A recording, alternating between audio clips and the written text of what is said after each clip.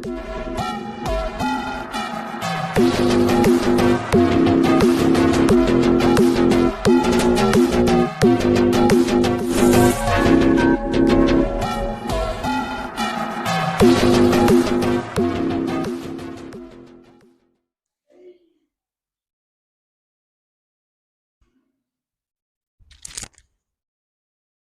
मेरे सभी प्यारे भारतवासियों, मेरा नाम है सुनील सिंह सोमवंशी उर्फ ट्रिपल एस और आप सभी का स्वागत करते हैं अपने study channel Sunil cooking classes. तो आज हमारा ऑर्गेनिक केमिस्ट्री का तीसरा दिन है, यानी कि ऑर्गेनिक केमिस्ट्री का आज हमारा क्या है, थर्ड लेक्चर है, ठीक है ना। और ये क्लास 11th और 12th दोनों के लिए इंपॉर्टेंट है, क्योंकि ऑर्गेनिक केमिस्ट्री का बेसिक चीज चल रहा है, तो ये 11th और 12th दोनों के लिए है, ठीक है ना। तो आज हम लोग क्या पढ़ने वाले हैं, का क्लासिफिकेशन ऑफ ऑर्गेनिक केमिस्ट्री, यानी कि कार्बनिक यौगिकों का वर्गीकरण, ठीक है ना। मतलब कि जो ऑर्गेनिक कंपाउंड बनते हैं, यानी कि जो कार्बनिक यौगिक बनते हैं, तो वो कितने प्रकार के बनते हैं या किस टाइप के, किन किन टाइप के वो कंपाउंड होते हैं, उसी के बारे में आज पूरा पढ़ेंगे।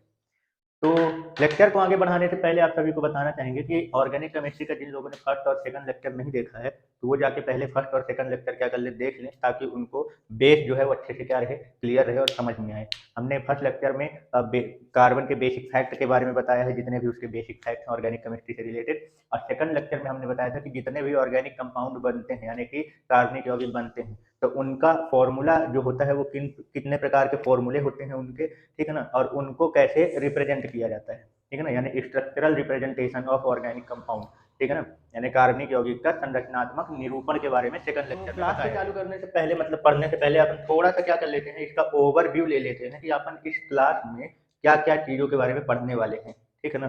तो बाकी इसके बारे में अभी भी सब डिटेल से चलेगा, लेकिन अपन थोड़ा सा ओवरव्यू ले लेते हैं। तो वो ये है कि क्लासिफिकेशन ऑफ ऑर्गेनिक केमिस्ट्री का मतलब, ऑर्गेनिक कंपाउंड का मतलब ये हो गया कि कार्बनिक यौगिकों का वर्गीकरण, मतलब कितने प्रकार से कार्बनिक यौगिक बनते हैं, तो उनको क्लासिफाई किया गया है, ठीक है। तो पहला क्लासिफिकेशन क्या है इनके, ओपन चैन और क्लोज चैन, ठीक है ना, यानी खुली श्रृंखला वाले कार्बनिक यौगिक और दूसरा बंद श्रृंखला वाले। खुली श्रृंखला में कितने प्रकार के आते हैं, दो प्रकार के आते हैं, एक होता है स्ट्रेट चैन और दूसरा होता है ब्रांच्ड चैन। स्ट्रेट चैन का मतलब हो गया सीधी श्रृंखला, यानी कार्बन कार्बन आपस में जुड़ के एक सीधी श्रृंखला बनाएंगे। और दूसरा क्या है, ब्रांच्ड चैन। ब्रांच्ड चैन का मतलब क्या हुआ कि कार्बन कार्बन जो होते हैं वो आपस में जुड़ेंगे, लेकिन साथ ही साथ क्या होंगे, ब्रांच के टाइप में, यानी शाखाओं के रूप में भी क्या होंगे, कार्बन आपस में जुड़ते हैं, तो वो अलग हो गया। अब ये स्ट्रेट और ब्रांच टाइप के जो होते हैं, मतलब ये दोनों के दोनों ही क्या होते हैं, इन दोनों में ही दो टाइप के और पाए जाते हैं। मतलब स्ट्रेट में भी ये दो टाइप के होते हैं और ब्रांच में भी ये दो टाइप के होते हैं। कौन कौन से होते हैं, सेचुरेटेड और अनसेचुरेटेड ऑर्गेनिक कंपाउंड। इन सब के बारे में डिटेल से पढ़ेंगे, अभी सिर्फ ओवरव्यू ले रहे हैं कि हम लोग क्या क्या पढ़ने वाले हैं इसके बारे में, ठीक है ना। और ये जितने भी हमने अभी ओपन चैन में पढ़ा, ये जितने भी टाइप के, वो सारे के सारे जो होते हैं वो कैसे कंपाउंड होते हैं, नॉन एरोमेटिक कंपाउंड। इसके बारे में पढ़ेंगे कि एरोमेटिक नॉन एरोमेटिक क्या होता है।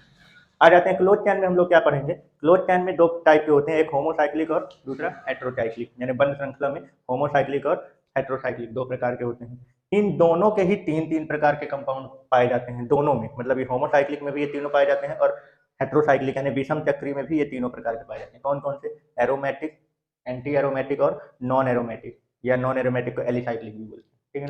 अब जितने भी एरोमेटिक कंपाउंड होंगे उसमें दो प्रकार के, उसमें भी दो प्रकार के कंपाउंड पाए जाएंगे। कौन कौन से, बेंजीनॉइड, बेंजीनॉइड मतलब बेंजीन वाले जो ऑर्गेनिक कंपाउंड है वो, दूसरा नॉन बेंजीनॉइड मतलब जिसमें बेंजीन नहीं है लेकिन वो एरोमेटिक कंपाउंड है, ठीक है, क्लियर हो गया।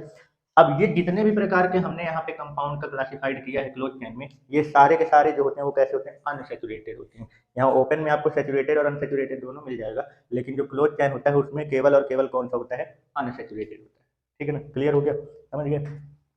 तो चलिए, ये तो ओवरव्यू ले लिया हम लोगों ने, अब सब के बारे में डिटेल से क्या करते हैं, पढ़ना चालू करते हैं।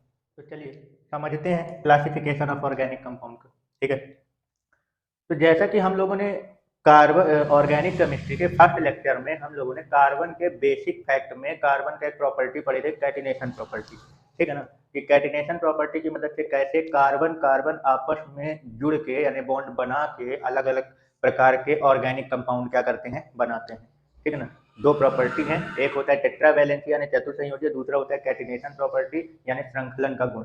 इन दोनों प्रॉपर्टी की वजह से कार्बन जो होता है वो बहुत ही प्रकार के, मतलब बहुत सारे अलग अलग प्रकार के क्या होता है, ऑर्गेनिक कंपाउंड यानी कार्बनिक यौगिक क्या करता है, बनाता है, ठीक है। तो सबसे पहला क्लासिफिकेशन हम लोग ऑर्गेनिक कंपाउंड का कैटिनेशन प्रॉपर्टी की मदद से जो कार्बन आपस में जुड़ते हैं, तो उसके जुड़ने के आधार पे किस किस प्रकार का वो ऑर्गेनिक कंपाउंड क्या करता है, बनाता है, पहले वो करेंगे। तो सबसे पहला मतलब जुड़ने का तरीका की अगर देखा जाए तो ये दो तरीके से जुड़ते हैं। एक में ओपन चैन बनाते हैं कार्बन कार्बन, और दूसरा क्लोज चैन यानी बंद श्रृंखला, खुली श्रृंखला और बंद श्रृंखला। तो सबसे पहले हम लोग पढ़ेंगे क्या, ओपन चैन के बारे में पूरा, कि ओपन चैन वाले जो होते हैं कार्बनिक कंपाउंड वो क्या होते हैं, खुली श्रृंखला। ओपन चैन वाले जो ऑर्गेनिक कंपाउंड होते हैं, इनका डेफिनेशन जो बताया जाता है वो किस किस प्रकार से बताया जाता है। तो देखिए, पहला डेफिनेशन मतलब ये बोला जाता है कि फर्स्ट कार्बन और अगर मतलब कि कार्बन कार्बन आपस में इस प्रकार से जुड़कर एक चैन बनाते हैं जिसमें फर्स्ट और लास्ट कार्बन जो है वो आपस में एक दूसरे से कनेक्ट ना हो, ठीक है ना। ये हो गया, ठीक, क्लियर। जैसे मान लीजिए एग्जांपल देते हैं, ये कार्बन कार्बन है आपस में, ये जुड़े हुए हैं, ठीक है ना। यहाँ हाइड्रोजन लगा देते हैं। ये ऑर्गेनिक कंपाउंड का हमने एक एग्जांपल ले लिया, ये ब्यूटेन है। इसमें देखिए ये फर्स्ट कार्बन और लास्ट कार्बन जो है ये आपस में एक दूसरे से बॉन्ड नहीं बना के रखा हुआ है, ठीक है ना। तो एक डेफिनेशन ओपन चैन का ये मतलब ये एक ओपन चैन का टाइप है, क्लियर हो गया। मतलब और भी है एग्जांपल और समझ सकते हैं। जैसे मान लीजिए कि ये हो गया, मतलब ये एक ये ले लेते हैं, इसमें देखिए, ठीक है ना, ये ब्यूटेनोइक एसिड का फॉर्मूला है। तो इसमें देखिए ये फर्स्ट और लास्ट कार्बन क्या एक दूसरे के साथ बॉन्ड बना के रखे हैं, नहीं बनाए ना। तो जब फर्स्ट और लास्ट कार्बन एक दूसरे से कनेक्ट ना हो तो इस प्रकार के जो चैन बनते हैं उसको क्या बोलते हैं, ओपन चैन वाले ऑर्गेनिक कंपाउंड बोलते हैं, ठीक है, क्लियर हो गया। दूसरे टाइप का इसमें क्या डेफिनेशन बताते हैं कि मतलब और क्या इसमें बोलते हैं। तो देखिए, जैसे फर्स्ट और लास्ट कार्बन के जो होते हैं वो आपस में जब जुड़े नहीं रहते हैं तो हम चाहे फर्स्ट वाले में या लास्ट वाले कार्बन में एक्स्ट्रा कार्बन के कंपाउंड ऐड करके उस चैन को क्या कर सकते हैं हम लोग, और इंक्रीज कर सकते हैं, उस चैन को अपन लोग और क्या कर सकते हैं, बढ़ा सकते हैं, ठीक है ना। तो यानी कि दूसरा ये बोला जाता है कि ठीक है, तो ये बताया जाता है ओपन चैन के डेफिनेशन, क्लियर हो गया। अच्छा, ओपन चैन वाले जो ऑर्गेनिक कंपाउंड होते हैं इसको और किस नाम से जानते हैं, हिंदी में तो इसको खुली श्रृंखला और विवृत श्रृंखला दोनों बोलते हैं, ठीक है ना। तो इसको और किस नाम से जानते हैं, तो इसको एलिफैटिक कंपाउंड भी बोलते हैं। क्या बोलते हैं, एलिफैटिक कंपाउंड, ठीक है ना। अब एलिफैटिक कंपाउंड का मतलब क्या है, एक्चुअली में जो ये ओपन चैन वाले जो ऑर्गेनिक कंपाउंड होते हैं वो हमको कहाँ से प्राप्त होते हैं, फैट से प्राप्त होते हैं। कहाँ से प्राप्त होते हैं, फैट से, यानी वसा से, ठीक है ना। तो ग्रीक लैंग्वेज में फैट जो होता है, इसको फैट को ग्रीक लैंग्वेज में क्या बोलते हैं, एलीफर बोलते हैं। क्या बोलते हैं, एलीफर, ठीक है ना। तो इसी एलीफर वर्ड से ही क्या बनाया गया है, एलिफैटिक वर्ड बनाया गया, क्लियर हो गया, ठीक है ना। तो जितने भी ओपन चैन वाले जो ऑर्गेनिक कंपाउंड होते हैं वो कितने प्रकार के होते हैं, ठीक है ना। तो ओपन चैन यानी खुली श्रृंखला वाले, तो आप ओपन चैन वाले ऑर्गेनिक कंपाउंड को एलिफैटिक कंपाउंड भी क्या कहते हैं, बोलते हैं। हिंदी में भी एलिफैटिक ही बोलते हैं, ठीक है ना। तो ये बेसिकली दो प्रकार के बनते हैं, कौन कौन से, स्ट्रेट चैन और ब्रांचड चैन, ठीक है ना। तो स्ट्रेट चैन का मतलब ये होता है कि कार्बन कार्बन आपस में ऐसे जुड़ते हैं कि उनका जो चैन बनता है वो कैसा बनता है, एक स्ट्रेट लाइन बनता है, यानी सीधी रेखा वाली बनती है, ठीक है ना, क्लियर हो गया। तो जैसे कि एक कार्बन कार्बन जैसे मान लीजिए आपस में ये ऐसे ऐसे करके क्या होते जा रहे हैं, जुड़ते जा रहे हैं एक स्ट्रेट चैन में, मतलब, ठीक है ना। तो इस प्रकार के जो कंपाउंड होते हैं उन्हें क्या बोलते हैं, सीधी श्रृंखला वाले यानी स्ट्रेट चैन वाले, ठीक है ना। अब ये कार्बन की संख्या एक और भी हो सकती है, कम भी हो सकती है, ज्यादा भी हो सकती है, ये भी हो सकता है, ऐसे ऐसे मतलब कार्बन कार्बन आपस में क्या हो, एक स्ट्रेट लाइन में यानी सीधी श्रृंखला में क्या होते जाते हैं, जुड़ते जाते हैं, ठीक है ना। जहाँ बॉन्ड खाली है वहां पे क्या होता है, हाइड्रोजन जुड़े हुए हैं आप, ठीक है। ये सब आगे यूपीएससी में समझेंगे नाम वगैरह इनके, अभी केवल क्लासिफिकेशन कर रहे हैं, ठीक है, क्लियर। अच्छा, ब्रांचड चैन वाले जो ऑर्गेनिक कंपाउंड होते हैं या एलिफैटिक कंपाउंड होते हैं यानी ओपन चैन में, वो कैसे होते हैं, ठीक है। तो इसमें क्या होता है, मतलब कार्बन कार्बन आपस में इस प्रकार से जुड़ते हैं, जैसे ये स्ट्रेट चैन है तो ये हो गया, ये इस तरीके से। अब इसमें से ऊपर नीचे ऐसे भी मान लो क्या हो सकते हैं, जा सकते हैं इस तरीके से, मतलब ब्रांच के भी निकल जाती है, ठीक है ना। अभी इनके 3 बॉन्ड खाली है तो यहाँ CH3 लगा दीजिए, इसका 3 बॉन्ड खाली है तो यहाँ पे CH3 लगा दीजिए, H3, ठीक है। एक कार्बन कितने बॉन्ड बनाता है, 4, तो एक तो यहाँ जुड़ गया, 3 खाली, वहाँ पे हाइड्रोजन लगा दिया, इसमें भी 3 खाली, ये हाइड्रोजन, ये हाइड्रोजन, ये H2, यहाँ एक बॉन्ड खाली तो एक, यहाँ पे भी एक, तो एक, ठीक है, क्लियर। तो यानी कि ये देखिए ये क्या हो गया, ये ब्रांच के रूप में निकाला है, ठीक है ना। अब ये ब्रांच छोटा भी हो सकता है और बड़ा भी हो सकता है। तो इस तरीके का जब कार्बन आपस में क्या होते हैं, जुड़ के ओपन चैन वाले ऑर्गेनिक कंपाउंड बनाते हैं, तो उसको बोलते हैं ब्रांच्ड चैन वाले ओपन चैन कंपाउंड, ठीक है ना, या एलिफैटिक कंपाउंड। चलिए तो आप समझते हैं कि जो हमारे जितने भी एलिफैटिक कंपाउंड क्या होते हैं, बनते हैं, यानी ओपन चैन वाले, तो उसमें भी दो दो प्रकार के होते हैं, चाहे स्ट्रेट चैन वाला ले लीजिए, चाहे आप कौन सा ले लीजिए, ब्रांचड चैन वाला ले लीजिए, चाहे सीधी श्रृंखला वाला कार्बनिक यौगिक ले लीजिए या शाखा युक्त वाला कार्बनिक यौगिक ले लीजिए। उन दोनों में ही दो दो प्रकार के क्या होते हैं, कंपाउंड क्या होते हैं, बनते हैं। और वो दो कंपाउंड कौन कौन है, सेचुरेटेड और अनसेचुरेटेड। सेचुरेटेड का मतलब होता है संतृप्त कार्बनिक यौगिक, और अनसेचुरेटेड ऑर्गेनिक कंपाउंड मतलब हो गया असंतृप्त कार्बनिक यौगिक, ठीक है ना। तो सैचुरेटेड का मतलब क्या होता है और अनसैचुरेटेड का मतलब क्या होता है, चलिए इसको समझते हैं। तो देखिए, जैसे नाम से क्लियर है संतृप्त, ठीक है ना। तो जब हम किसी कार्बनिक यौगिक में, क्या बोला मैंने, कि जब हम किसी कार्बनिक कंपाउंड में, यानी कि कार्बनिक यौगिक में कार्बन की संख्या को बिना बढ़ाए, कार्बन की संख्या को बिना बढ़ाए हम जब उसमें एक्स्ट्रा, उस ऑर्गेनिक कंपाउंड में एक्स्ट्रा अगर कोई अलग से एलिमेंट या कोई भी एटम या कोई भी ग्रुप अगर उसमें हम जोड़ नहीं पाते हैं या कनेक्ट नहीं कर पाते हैं, तो उस टाइप के ऑर्गेनिक कंपाउंड को क्या बोलते हैं, सैचुरेटेड, ठीक है ना। समझ में आया, क्लियर हो गया। और जैसे कि इसको एग्जांपल से समझते हैं, तो देखिए कि जैसे ये हमने क्या किया, एक ऑर्गेनिक कंपाउंड ले लिया, ठीक है। अब देखिए कार्बन जो होता है वो कितने बॉन्ड बनाता है, मैक्सिमम 4 बॉन्ड बनाता है, उससे ज्यादा तो कार्बन क्या होता है, वो बॉन्ड नहीं बनाता है, ठीक है ना। तो अभी यहाँ पे देखिए, ये जितने भी आपको कार्बन दिख रहे हैं, इन सभी कार्बन ने 4 बॉन्ड क्या करके रखा है, बना के रखा है। तो अब इसमें हम बिना कार्बन को बढ़ाए, यानी कार्बन की संख्या को बिना इंक्रीज किए, अगर हम चाहें कि इसमें एक्स्ट्रा जितने यहाँ पे एटम है वो रहने चाहिए, इसके अलावा एक्स्ट्रा एटम आप इसमें क्या जोड़ सकते हो, नहीं जोड़ सकते ना। कार्बन तो 4 बॉन्ड बनाता है, तो सारे कार्बन अपने अपने 4 बॉन्ड बना के रखे हैं। हाइड्रोजन एक ही बॉन्ड बनाता है, तो सभी हाइड्रोजन एक एक बॉन्ड बना के रखे हैं, इसके अलावा हाइड्रोजन में तो आप जोड़ नहीं सकते। तो ना कार्बन में एक्स्ट्रा एटम ला के ऐड कर सकते हो, ना ही हाइड्रोजन में एक्स्ट्रा एटम ला के ऐड कर सकते हो। समझ में आया, ठीक है ना। इसलिए इस टाइप के ऑर्गेनिक कंपाउंड जो होते हैं वो क्या कहलाते हैं, सैचुरेटेड। तो अभी आप ये देखिए कि इसमें जितने भी कार्बन हैं आपस में सब सिंगल बॉन्डेड हैं, क्या है, सिंगल बॉन्ड से जुड़े हुए हैं। समझ में आया, यानी कि ऐसा एलिफैटिक कंपाउंड या ऐसा ओपन चैन ऑर्गेनिक कंपाउंड जो जिसमें कार्बन कार्बन जो है वो आपस में सारे कार्बन जो है वो क्या हो, सिंगल बॉन्ड से जुड़े हुए हो, सभी कार्बन, ठीक है ना। क्लियर हो गया, कैसे हो, सिंगल बॉन्ड से ऐड। तो इस प्रकार के ऑर्गेनिक कंपाउंड को सैचुरेटेड बोलते हैं, ठीक है, समझ गया। चलिए अनसैचुरेटेड की अगर हम बात करें, तो अनसैचुरेटेड ऑर्गेनिक कंपाउंड किसको बोलते हैं, तो ऐसे एलिफैटिक कंपाउंड या ओपन चैन वाले कार्बनिक कंपाउंड, ठीक है ना, जिसमें हम कार्बन की संख्या को बिना बढ़ाए, उस कंपाउंड में जितने एटम हैं उनकी संख्या को बिना घटाए या बिना बढ़ाए आप एक्स्ट्रा उसमें अगर कोई एटम क्या कर लेते हो, ऐड कर लेते हो, तो उस टाइप के जो ऑर्गेनिक कंपाउंड होते हैं वो क्या कहलाते हैं, अनसैचुरेटेड। मतलब कि वो अभी संतृप्त नहीं हुए, अभी उनको संतुष्टि नहीं मिली है, ठीक है ना। इसको, इस वाले को पूरी तरीके से संतुष्टि मिल चुकी है, ये अब और एक्स्ट्रा एटम नहीं ऐड कर सकता। लेकिन जो अनसैचुरेटेड में आते हैं, जैसे एग्जांपल ले लेते हैं ये, ठीक है ना, अभी ये 2 बॉन्ड से लगा हुआ, इसके 2 बॉन्ड खाली हैं, इसके एक एक हाइड्रोजन लगा, ये 3 बॉन्ड से इसका एक हाइड्रोजन ऐड करो, इसका एक ही बॉन्ड है, यानी 3 बॉन्ड खाली है, 3 हाइड्रोजन लगा देना, इसको प्रोपीन बोलते हैं। क्या बोलते हैं, प्रोपीन, ठीक है ना। ये सब यूपीएससी में समझ में आएगा नाम वगैरह, ठीक है। तो यहाँ पे अगर देखा जाए तो ये कार्बन कार्बन के बीच में क्या है, डबल बॉन्ड है, ठीक है, क्लियर हो गया।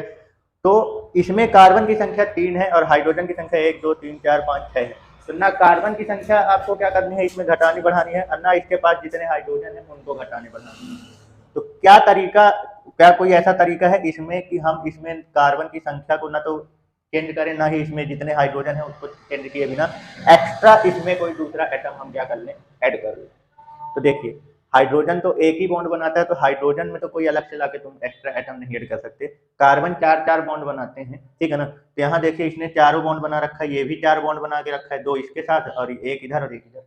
ये कार्बन भी 4 बॉन्ड बना के रखा है, एक हाइड्रोजन के साथ, इधर दूसरा हाइड्रोजन के साथ, इधर 2 इस कार्बन के साथ।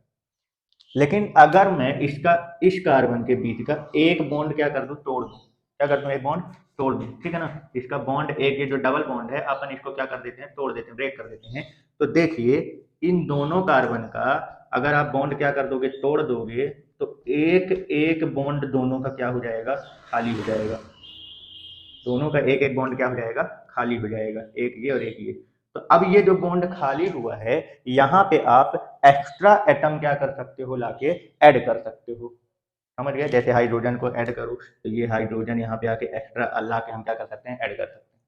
तो प्रोपीन में कितने कार्बन, 1 2 3, और हाइड्रोजन कितने थे, 1 2 3 4 5 6। तो हमने इसका एक बॉन्ड ब्रेक करके ना तो कार्बन की संख्या मैंने बढ़ाई है और ना ही जो पहले से हाइड्रोजन थे उनकी संख्या मैंने घटाई है। बस इसका बॉन्ड ब्रेक किया तो 2 बॉन्ड इनके क्या हो गए, खाली हो गए। तो इसमें और एक्स्ट्रा एटम हम क्या कर दिए, लाके लगा सकते हैं। अगर बॉन्ड खाली रहेगा तभी लगा पाओगे। ठीक है, क्लियर हो गया। तो अब जाके ये क्या हो चुका है, अब ये सैचुरेटेड हो चुका है, यानी कि अब ये संतृप्त हो चुका है। अब इसमें आप जो है वो एक भी एक्स्ट्रा एटम जो है वो ला के ऐड नहीं कर सकते। ठीक है, लेकिन अब मान लीजिए अगर कोई ऐसा बोले कि सर क्या बताइए, अगर मान लीजिए मैं इसका बीच का बॉन्ड क्या कर देता हूँ, ब्रेक कर देता हूँ, ये बीच से कहीं भी ब्रेक करके, और इसको अगर हम अलग कर दें, ठीक है ना, तो हम एक्स्ट्रा इसमें एटम क्या कर सकते हैं, ऐड कर सकते हैं। क्योंकि अगर बीच से बॉन्ड हम ब्रेक कर दें तो इन दोनों कार्बन का एक एक बॉन्ड खाली हो तो जा रहा है। तो मैंने अभी आपको क्या बताया था कि मतलब कि हमने ये बोला सैचुरेटेड और अनसैचुरेटेड कैसे बताया जाता है, कार्बन की संख्या को बिना चेंज किए, यानी जितना चैन में जितने कार्बन की संख्या है उतने ही रहने चाहिए। अब आप इसको बीच से ब्रेक कर दोगे तो ये 2 कार्बन का कंपाउंड बन गया, ये भी 2 कार्बन का, तो ये दोनों अलग अलग कंपाउंड हो गए। कहीं से भी ब्रेक करोगे, अगर इधर से ब्रेक कर देंगे तो इधर वाला 3 कार्बन की चैन और वो 1 कार्बन की चैन, तो वो दोनों अलग अलग कंपाउंड होंगे ना। तो कंपाउंड चेंज नहीं करना, मतलब कंपाउंड के कार्बन की संख्या को हमें चेंज नहीं करना। ठीक है, समझ गए। तो उसकी संख्या को बिना चेंज किए अगर आप एक्स्ट्रा एटम उस पर ला सकते हो तो वो क्या कहलाएगा, अनसैचुरेटेड, मतलब अभी वो संतृप्त नहीं हुआ है, असंतृप्त है। और अगर आप कार्बन की संख्या को बिना चेंज किए अगर एक्स्ट्रा एटम उस पर नहीं लगा सकते हो तो इसका मतलब ये हुआ कि वो क्या हो चुका है, सैचुरेटेड, संतृप्त। तो जितने भी सिंगल बॉन्ड वाले एलिफेटिक कंपाउंड होते हैं उन सभी को क्या बोलते हैं हम, सैचुरेटेड। क्योंकि सिंगल बॉन्ड वाले जितने भी कार्बन आपस में जुड़े हैं आप उसमें एक्स्ट्रा एटम नहीं लगा सकते। ठीक है, क्लियर हो गया। और जितने भी डबल बॉन्ड या ट्रिपल बॉन्ड वाले, अगर हम ट्रिपल बॉन्ड का एग्जांपल ले लेते हैं, ठीक है ना, क्या कर लेते हैं अपन, ट्रिपल बॉन्ड का अगर एग्जांपल ले लें तो जैसे कि एक ये मान लीजिए दोनों का एक एक बॉन्ड खाली है। अब देखिए अगर इसका हम एक बॉन्ड क्या करते हैं, ब्रेक करते हैं, तो दोनों का एक एक बॉन्ड जो है वो क्या हो जाएगा, खाली हो जाएगा। ये तभी मैं इसमें एक्स्ट्रा 2 एटम और क्या कर सकता हूँ, ऐड कर सकता हूँ। क्लियर हो गया।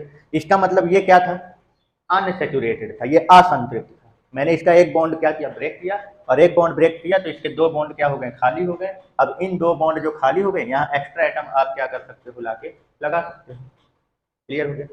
क्या ये वाला जो ऑर्गेनिक कंपाउंड बन के तैयार हुआ, क्या ये सैचुरेटेड है कि अनसैचुरेटेड, कभी देखिए इसके बीच में डबल बॉन्ड है, इसका एक बॉन्ड और ब्रेक करके मैं इसमें और एक्स्ट्रा एटम क्या कर सकता हूँ, लगा सकता हूँ। क्योंकि एक बॉन्ड ब्रेक करने से इनके एक एक बॉन्ड क्या हो जाएंगे, और खाली हो जाएंगे। तो मैं इसी में एक और एक्स्ट्रा लगा सकता हूँ। क्लियर हो गया, ठीक है। अब क्या ये सैचुरेटेड है कि अनसैचुरेटेड, तो अब अगर आप यहाँ बीच से बॉन्ड तोड़ोगे तो इसमें कार्बन की संख्या जो हो जाएगी कंपाउंड में वो चेंज हो जाएगी। अभी 2 थी, अब बीच से तोड़ दोगे तो अब अलग अलग ऑर्गेनिक कंपाउंड हो जाएंगे, एक एक कार्बन वाले। तो मैंने क्या बोला था, कार्बन की संख्या जो है वो चेंज नहीं होनी चाहिए, उसको बिना चेंज किए जो है आप एक्स्ट्रा एटम लगा सकते हो तो लगाओ। तो अब यहाँ पे देखें कार्बन कार्बन के बीच में सिंगल बॉन्ड आ चुका है, अब इस बॉन्ड को आप ब्रेक नहीं करेंगे। ठीक है ना, क्लियर हो गया। मतलब इसमें अब एक्स्ट्रा एटम हम ऐड नहीं कर सकते, इसलिए ये क्या हो गया, सैचुरेटेड ऑर्गेनिक कंपाउंड, यानी संतृप्त कार्बनिक यौगिक हो गया। ठीक है, समझ गए। यानी कि जितने भी डबल बॉन्ड और ट्रिपल बॉन्ड वाले एलिफेटिक कंपाउंड होंगे वो सभी के सभी क्या होंगे, अनसैचुरेटेड। और सिंगल बॉन्ड वाला जो एलिफेटिक कंपाउंड होगा वो क्या कहलाएगा, सैचुरेटेड यानी संतृप्त। चलिए आगे बढ़ते हैं। तो चलिए अब समझते हैं कि क्लोज्ड चैन यानी बंद श्रृंखला वाले जो कार्बनिक कंपाउंड होते हैं या कार्बनिक यौगिक, या इसी को साइक्लिक कंपाउंड यानी चक्रीय यौगिक भी बोलते हैं, तो ये कितने प्रकार के बनते हैं। तो सबसे पहला इनका जो क्लासिफिकेशन है क्लोज्ड चैन का वो है समचक्री यानी होमोसाइक्लिक और विषम चक्री यानी हेट्रोसाइक्लिक। ठीक है ना, ये 2 प्रकार के होते हैं। तो अब ये होमोसाइक्लिक और हेट्रोसाइक्लिक क्या है, समचक्री और विषम चक्री क्या है। तो देखिए होमो का मतलब होता है सेम टाइप, होमो का मतलब क्या होता है, सेम टाइप, सेम टाइप का मतलब समान। ठीक है ना, और हेट्रो का मतलब होता है डिफरेंट टाइप के, क्या होता है, डिफरेंट टाइप। क्लियर हो गया, अलग अलग। तो इसका मतलब क्या है, तो देखिए जब किसी क्लोज्ड चैन वाले यानी कि साइक्लिक कंपाउंड जो भी होता है, इनका क्लोज्ड हो चाहे साइक्लिक कंपाउंड हो, ठीक है ना, तो साइक्लिक कंपाउंड का जो चैन होता है वो कैसा होता है, रिंग होता है। कैसा होता है चैन, रिंग होता है, ठीक है ना। तो उस रिंग को बनाने के लिए अगर सेम टाइप के एटम क्या हो रहे हैं, लग रहे हैं, तो उस प्रकार के जो कार्बनिक कंपाउंड होंगे उन्हें क्या बोलेंगे, होमोसाइक्लिक, ठीक है ना। और अगर मान लीजिए किसी साइक्लिक कंपाउंड का जो रिंग तैयार हुआ है, उस रिंग को बनाने में अगर डिफरेंट टाइप के एटम क्या होते हैं, यूज हो जाते हैं उसमें, तो इस प्रकार के जो ऑर्गेनिक कंपाउंड या साइक्लिक कंपाउंड बनेगा उसको हेट्रोसाइक्लिक कंपाउंड बोलेंगे, यानी विषम चक्रीय। क्लियर हो गया। चलिए एग्जाम्पल से समझते हैं। जैसे देखिए हम यहाँ पे एक रिंग बना रहे हैं, एक 4 कार्बन की। तो इस रिंग को बनाने के लिए यहाँ पे जो एटम लगे हुए हैं वो सारे के सारे क्या है, कार्बन के ही यूज हुए हैं, ठीक है ना। अभी इनके दो दो बॉन्ड खाली हैं तो आप दो दो हाइड्रोजन का कर लीजिए, लगा लीजिए। लेकिन यहाँ हाइड्रोजन की बात नहीं आ रही, हाइड्रोजन तो अलग एटम है, तो इसके हिसाब से हेट्रो तो ये नहीं बोला जाता है, हाइड्रोजन के हिसाब से नहीं। रिंग को बनाने में जो एटम पार्टिसिपेट कर रहे हैं, यहाँ पे हाइड्रोजन जो है वो रिंग नहीं बना रहा है, ये कार्बन कार्बन आपस में जुड़ के ये क्लोज्ड चैन बना रहे हैं, ठीक है ना। तो क्लोज चैन को बनाने के लिए जो एटम यूज होते हैं, रिंग को बनाने के लिए जो एटम यूज हो रहे हैं, अगर वो सारे के सारे क्या हो, सेम एटम हो, तो इस टाइप का जो कंपाउंड बनेगा उसको क्या बोलेंगे, होमोसाइक्लिक यानी समचक्रीय। यहाँ देखिए यहाँ पे 4 मैंने कार्बन का रिंग बनाया हुआ है, तो यहाँ पे रिंग बनाने में 4 के चारों कार्बन ही यूज हुए हैं, तो इसका मतलब ये कैसा कंपाउंड है, होमोसाइक्लिक है यानी समचक्रीय है। लेकिन अगर इसी की जगह मान लीजिए यहाँ पे, जैसे मान लीजिए मैं 1 2 3 4 और ये 5वां मैंने क्या ले लिया, दूसरा ले लिया, ठीक है ना। यहाँ पे देखिए ये 2 ठो खाली है, दो दो बॉन्ड इनके, तो दो दो हाइड्रोजन लगा देंगे। तब यहाँ देखिए इसमें इस रिंग को, ये जो क्लोज चैन तैयार हुई है, ये जो रिंग बनी हुई है, तो इसमें देखिए 4 कार्बन, लेकिन एक अलग एटम यहाँ पे यूज हो गया। तो जब किसी रिंग को बनाने के लिए डिफरेंट टाइप का एटम क्या हो जाए, यूज हो जाए, तो इस प्रकार का जो हमारा ऑर्गेनिक कंपाउंड या साइक्लिक कंपाउंड बनेगा उसको हेट्रोसाइक्लिक कंपाउंड बोलते हैं, यानी विषम चक्रीय यौगिक बोलते हैं। क्लियर हो गया। अब ये कार्बन की संख्या 3 4 5 कुछ भी हो सकता है, यहाँ जो सिंगल बॉन्ड हमने लिया है तो ये कार्बन कार्बन के बीच में डबल बॉन्ड भी क्या है, हो सकता है इसमें। क्लियर हो गया, ठीक है। चलिए अब आगे समझते हैं। देखिए जितने भी होमोसाइक्लिक या हेट्रोसाइक्लिक कंपाउंड होते हैं, मतलब समचक्रीय हो चाहे विषम चक्रीय, इन दोनों के ही तीन तीन प्रकार के क्या होते हैं, कंपाउंड बनते हैं। मतलब कि होमोसाइक्लिक के भी 3 टाइप के होते हैं, एरोमेटिक, एंटी एरोमेटिक और नॉन एरोमेटिक। नॉन एरोमेटिक को एलिसाइक्लिक भी बोलते हैं। और हेट्रोसाइक्लिक कंपाउंड के भी ये 3 प्रकार के कंपाउंड क्या होते हैं, बनते हैं। मतलब कि हेट्रोसाइक्लिक में भी एरोमेटिक, एंटी एरोमेटिक और नॉन एरोमेटिक यानी एलिसाइक्लिक होते हैं। क्लियर हो गया, ठीक है, समझ गए। तो देखिए ये एरोमेटिक और एंटी एरोमेटिक क्या है, तो इसके बारे में हम लोग क्या है नेक्स्ट लेक्चर में पूरा डिटेल में बात करेंगे, क्योंकि एक अलग ही टॉपिक है, ठीक है ना। तो अलग अलग प्रकार के कंपाउंड को पहचानेंगे कि कौन एरोमेटिक है कौन एंटी एरोमेटिक है, तो इनके लिए कुछ रूल चलते हैं, तो ये हम लोग नेक्स्ट लेक्चर में पूरा डिटेल में पढ़ेंगे इसी के बारे में, एरोमेटिक और एंटी एरोमेटिक के कंपाउंड के बारे में, ठीक है ना। फिलहाल अभी यहाँ पे इतना बस समझ लीजिए कि जो होमोसाइक्लिक और हेट्रोसाइक्लिक होते हैं, इनको इन दोनों के 3 प्रकार के। अब जो कंपाउंड पूरे ऑर्गेनिक कंपाउंड में, मतलब कि जितना भी कार्बनिक यौगिक होता है उसमें मेन यही 3 प्रकार के होते हैं, ठीक है ना, एरोमेटिक, एंटी एरोमेटिक और नॉन एरोमेटिक। तो नॉन एरोमेटिक में जो हम लोग क्या कर चुके थे, जो ओपन चैन वाला पूरा टाइप से पढ़े थे, उसमें जो क्लासिफाइड किए थे, तो वो सभी के सभी नॉन एरोमेटिक है, ओपन चैन वाले के लिस्ट में जितने भी आते हैं, ठीक है ना। और यहाँ पे अगर हम बात करें साइक्लिक वाले में, तो साइक्लिक में एरोमेटिक और एंटी एरोमेटिक को छोड़कर जितने भी हमारे ऑर्गेनिक कंपाउंड बचेंगे उन सब को हम लोग क्या बोलेंगे, नॉन एरोमेटिक। और नॉन एरोमेटिक को एलिसाइक्लिक कंपाउंड भी बोलते हैं, ठीक है ना। नॉन एरोमेटिक जो क्लोज्ड वाले होंगे यानी साइक्लिक वाले, होमोसाइक्लिक और हेटेरोसाइक्लिक में जो नॉन एरोमेटिक होगा यानी जो एरोमेटिक कंपाउंड नहीं होगा, ठीक है ना, तो उसको एलिसाइक्लिक भी बोलते हैं, क्योंकि ये एलिफैटिक कंपाउंड की तरह ही होता है, ठीक है ना। जितने भी अपन एलिफैटिक कंपाउंड का पढ़े हैं तो लगभग ये उसी प्रकार का होता है, उसी की लिस्ट का होता है। तो यहाँ पे एलिफैटिक से एली वर्ड लिया गया है और साइक्लिक कंपाउंड का साइक्लिक वर्ड लिया गया है, उन दोनों को मिला के क्या बना दिया गया, एलिसाइक्लिक कंपाउंड, ठीक है। क्लियर हो गया, समझ गए, ठीक। अब बात करते हैं कि एरोमेटिक कंपाउंड जो होते हैं ये कितने प्रकार के होते हैं। तो एरोमेटिक कंपाउंड जो होते हैं वो ये भी 2 प्रकार के होते हैं। एक होता है बेंजीनॉइड एरोमेटिक कंपाउंड, यानी कि जिस ऐसा एरोमेटिक कंपाउंड जिसमें बेंजीन क्या हो, उसमें हो उसके पास, तो उसको बोलते हैं बेंजीनॉइड एरोमेटिक कंपाउंड। और ऐसा एरोमेटिक कंपाउंड जिसमें बेंजीन ना हो तो उसको बोलेंगे नॉन बेंजीनॉइड एरोमेटिक कंपाउंड। ठीक है, बेंजीन क्या होता है, तो बेंजीन जो होता है ये 6 कार्बन का क्या होता है, एक साइक्लिक कंपाउंड होता है 6 कार्बन का। ठीक है ना, तो जैसे ये मैंने बना दिया ये, अब यहाँ यहाँ पे क्या है, कार्बन लगे हुए हैं। ठीक है ना, ये यहाँ यहाँ, अब अल्टरनेट में यानी एक एक छोड़ के डबल बॉन्ड लगाना है, ये ऐसे, ये इस तरीके, इसको बोलते हैं बेंजीन। क्या बोलते हैं इसको, बेंजीन। तो जिस भी कंपाउंड के पास बेंजीन होगा उसको क्या बोलेंगे, बेंजीनॉइड एरोमेटिक कंपाउंड। और जिस एरोमेटिक कंपाउंड के पास बेंजीन नहीं होगा, ठीक है ना, उसको क्या बोलेंगे, non benzenoid aromatic compound. Clear हो गया। तो होमोसाइक्लिक कंपाउंड जो होते हैं उसके भी 3 प्रकार के होते हैं। जैसे होमोसाइक्लिक जो होगा उसका एरोमेटिक जो कंपाउंड होगा वो क्या कहलाएगा, होमोसाइक्लिक एरोमेटिक कंपाउंड। होमोसाइक्लिक का जो एंटी एरोमेटिक कंपाउंड होगा वो क्या कहलाएगा, होमोसाइक्लिक एंटी एरोमेटिक कंपाउंड।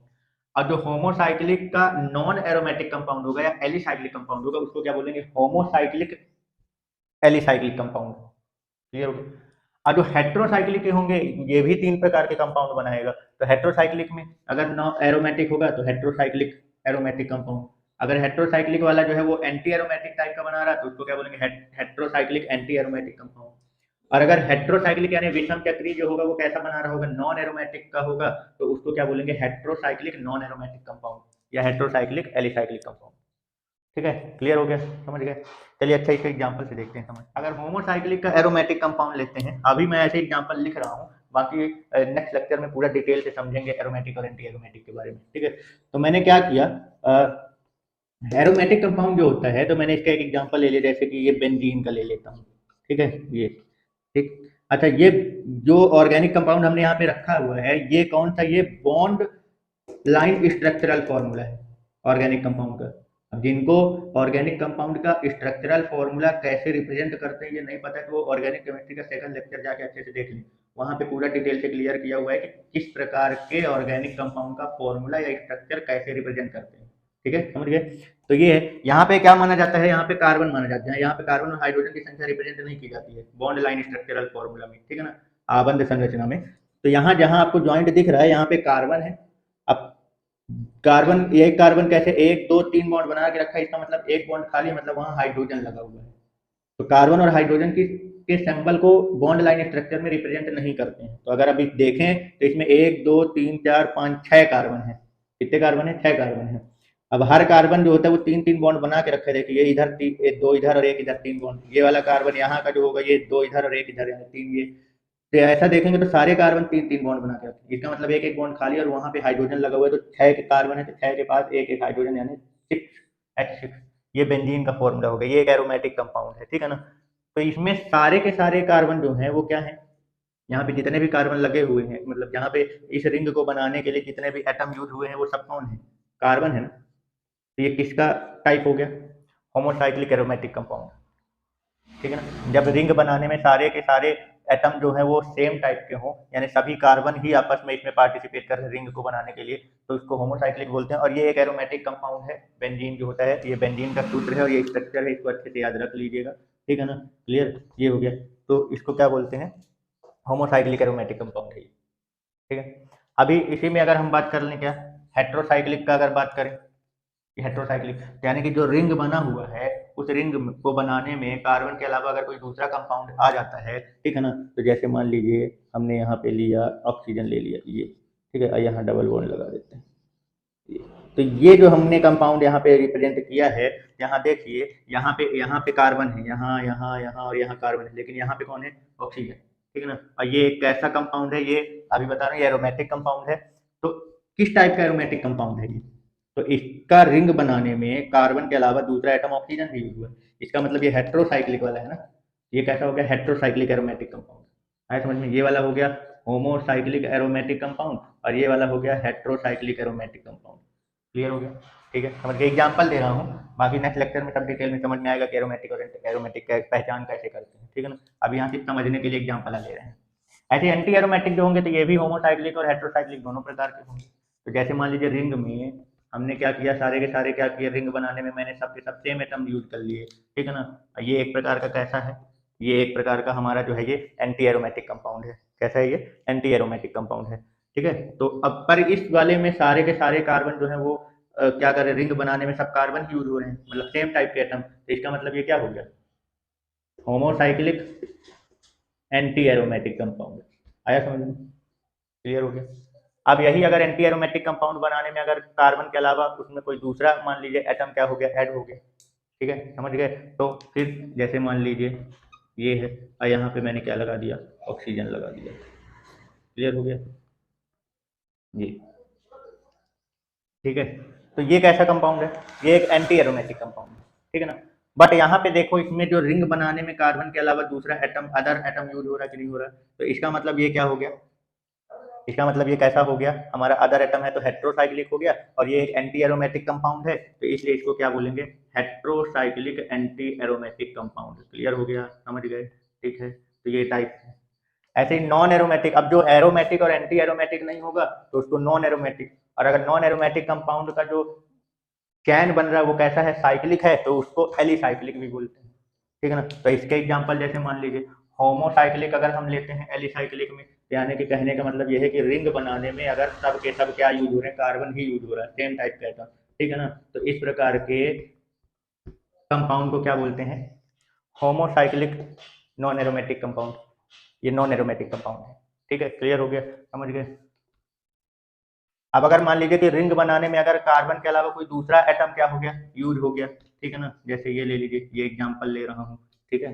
तो अगर इनके अलावा कोई दूसरा कंपाउंड क्या हो जाए, यूज हो जाए, तो इस प्रकार के कंपाउंड को क्या बोलते हैं, यहाँ पे देखिए दूसरा कार्बन के अलावा अदर एटम यूज हो रहा है, तो ये हेट्रोसाइक्लिक हो गया, क्लियर हो गया। और रिंग बना रहा है, ये ना तो एरोमेटिक है ना ही एंटी एरोमेटिक कंपाउंड है, इसका मतलब ये किसमें आ जाएगा, नॉन एरोमेटिक, यानी एलिसाइक्लिक में, समझ गए, ठीक है, क्लियर हो गया। तो ये था कार्बनिक कंपाउंड के क्लासिफिकेशन, ठीक है, क्लियर हो गया। अभी इसी में अगर एरोमेटिक की बात करें तो इसमें दो प्रकार के पाए जाते हैं, बेंजीनॉइड और नॉन बेंजीनॉइड एरोमेटिक कंपाउंड, ठीक है ना। मतलब कि इसमें दो प्रकार के और देखने को मिल जाएंगे। तो बेंजीनॉइड और नॉन बेंजीनॉइड एरोमेटिक कंपाउंड किसको बोलेंगे, तो ऐसा एरोमेटिक कंपाउंड जिसके पास बेंजीन यानी ये वाला स्ट्रक्चर क्या हो, प्रेजेंट रहेगा, तो उसको क्या बोलेंगे, बेंजीनॉइड एरोमेटिक कंपाउंड। और ऐसा एरोमेटिक कंपाउंड जिसके पास बेंजीन, मतलब उसके पास अगर बेंजीन यानी ये वाला रिंग अगर उसके पास नहीं है, तो उसको क्या बोलेंगे, non benzenoid aromatic compound. Clear हो गया, समझ गए। तो ये था हमारा ऑर्गेनिक कंपाउंड का क्लासिफिकेशन के बारे में। टोटल इतने प्रकार के ऑर्गेनिक कंपाउंड होते हैं, ठीक है ना, समझ, मतलब क्लासिफिकेशन है, ठीक है। तो पढ़िए इसको अच्छे से, समझिए, पूरा रिवीजन कीजिए।